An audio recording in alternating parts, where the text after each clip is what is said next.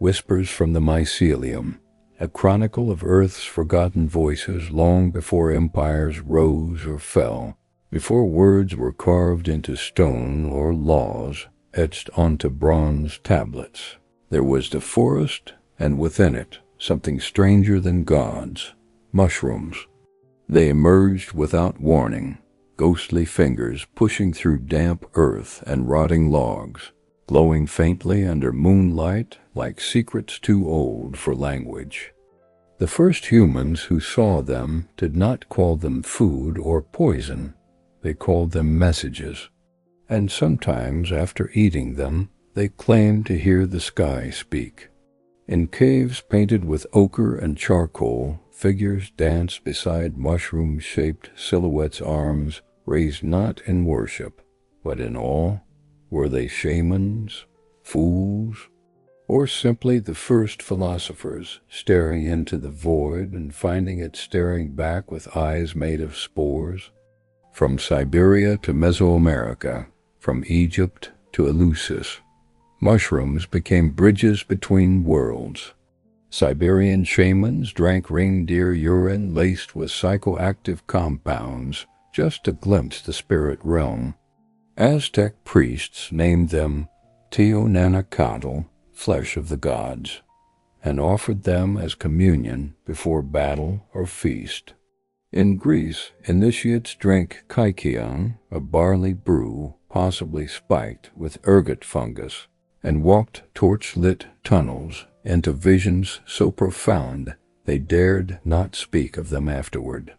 Mushrooms did not care for borders or beliefs. They grew where death had been, feeding on what others discarded, and in doing so they taught humanity its oldest lesson, that from decay comes revelation.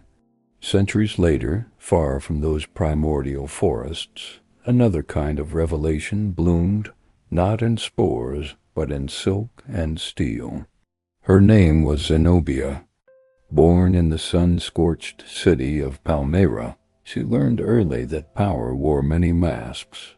While Roman senators debated law in marble halls, Zenobia rode across dunes with a hawk on her wrist and Homer on her lips. She spoke 4 tongues fluently and quoted Plato while sharpening her arrows.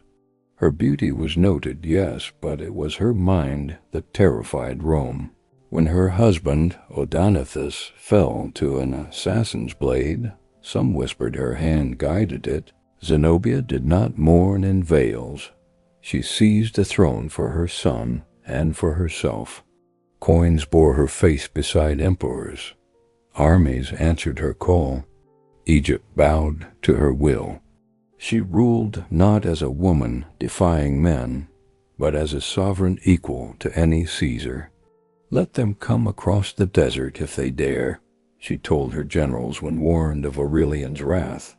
And come he did. The legions marched, cities surrendered. At Emesa her cataphracts charged like thunder only, to be lured into exhaustion beneath a merciless sun.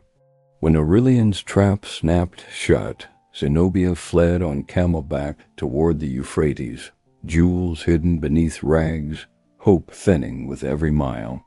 She was caught at dawn, reins seized by Roman hands. Yet even in chains of gold so heavy she could barely walk, she held her head high through the streets of Rome, not as a captive, but as a queen who had dared to dream an empire of her own. History would remember her not for her fall, but for her fire.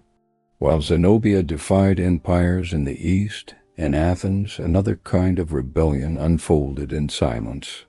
There women lived behind high walls, their names erased from public record, their voices confined to courtyards and cradles. An Athenian wife was not a citizen. She was a vessel for honor, for heirs, for quiet endurance.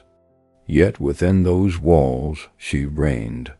She managed slaves, balanced accounts, spun wool into cloth sacred to Athena herself. She taught her sons the myths that would shape their souls, whispered lullabies that carried more wisdom than any symposium. At the Thesmophoria festival, once a year, she stepped beyond the threshold. For 3 days, women gathered in secret groves, feasting, laughing, speaking freely of marriage, childbirth, and men. No husbands allowed, no judgment, just sisterhood under open skies. And then there were the Hetairai women like Aspasia, lover of Pericles, hostess to Socrates, who wielded intellect like a blade in rooms where respectable wives dared not enter. They read poetry, debated philosophy, and shaped policy over wine-stained couches. Society scorned them, yet leaned on them. Athens built democracy on the backs of invisible women. Their labor fed the Agra. Their virtue upheld the polis. Their silence was the price of order. But in temples they found voice. As priestesses of Athena, they blessed armies and interpreted omens.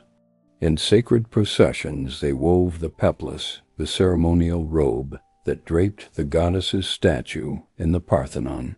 Marble may have immortalized male heroes, but it was women's hands that clothed the divine.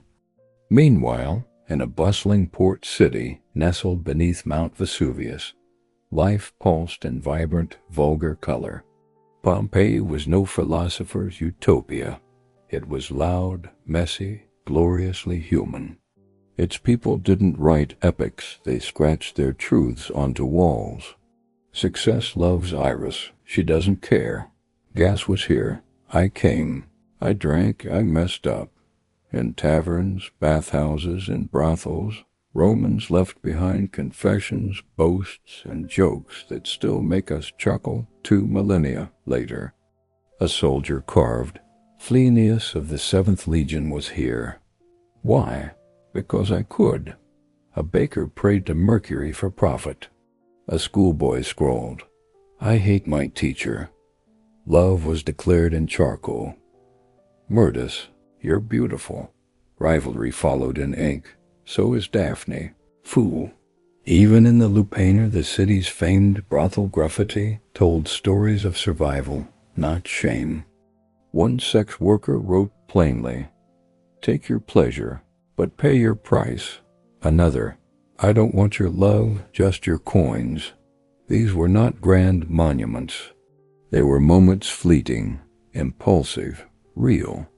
And when Vesuvius roared in 79 CE, burying Pompeii under ash and pumice, it did not erase those voices. It preserved them. The volcano silenced the city, but the walls kept talking. And so across time and terrain, a thread connects them all, not of conquest or creed, but of voice. The shaman who ate the mushroom and saw the stars breathe. The queen who rode into legend with a sword and a scroll. The wife who ruled a household while history looked away. The prostitute who demanded fair pay in a world that denied her dignity. They are the unseen architects of civilization, those who fed, healed, dreamed, and defied. Their tools were not always swords or scrolls, but spores, looms, prayers, and charcoal. Modern science now tells us that fungi form vast underground networks, mycelium, that link trees, share nutrients, and communicate across forests. Scientists call it the wood wide web. Perhaps humanity has always been part of that web, not through empires, but through whispers, not through monuments, but through memory. Not through power, but through presence. For every name carved into a Pompeian wall, for every mushroom consumed in sacred trance, for every woman who spun silence into strength, there is a truth that echoes still. We were here. We felt. We mattered. And though ash may fall and thrones may crumble, the mycelium remembers.